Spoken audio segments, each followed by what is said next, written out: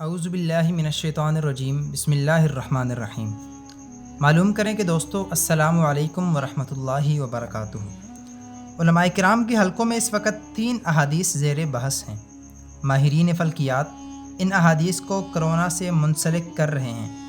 ان کا کہنا ہے کہ آپ صلی اللہ علیہ وسلم نے بتلا دیا تھا کہ دنیا میں جب بھی کوئی وبا پھیلے گی تو یہ موسم بہار کے آخر میں بیج بونے کے وقت ختم ہو جائے گی۔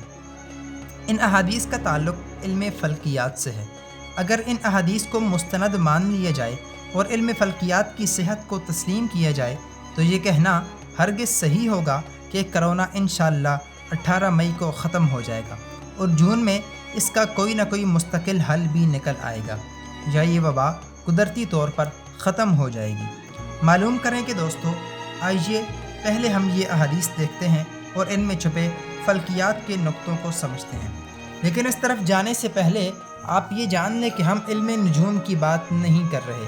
اسلام علم نجوم کو نہیں مانتا، یہ علم فلکیات ہے اور اسلام اسے مانتا ہے۔ پہلی حدیث مسند احمد کی ہے۔ حضرت عثمان بن عبداللہ بن سراقہ سے روایت ہے کہ میں نے حضرت عبداللہ بن عمر رضی اللہ تعالی عنہ سے پھلوں کی فروخت کے بارے میں سوال کیا۔ آپ نے جواب دیا، آفت کے ختم ہونے تک آپ صلی اللہ علیہ وسلم نے پھلوں کی فروخت سے منع کیا تھا۔ میں نے سوال کیا، آفت کب ختم ہوتی ہے؟ تو انہوں نے جواب دیا، جب ثریا ستارہ ظاہر ہوتا ہے۔ دوسری حدیث بھی مسند احمد کی ہے۔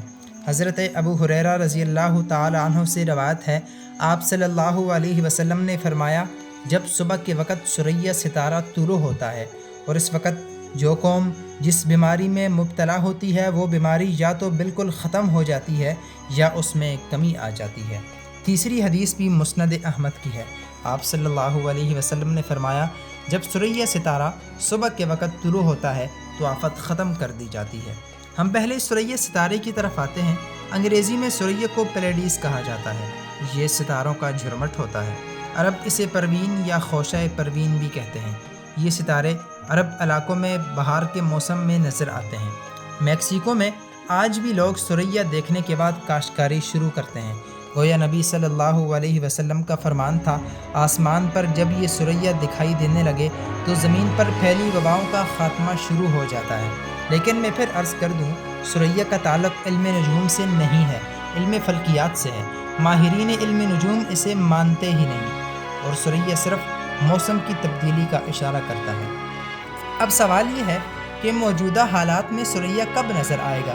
ماہرین فلکیات کے مطابق یہ ایشیا کی طرف سے 18 مئی 2020 کو ظاہر ہونا شروع ہو جائے گا۔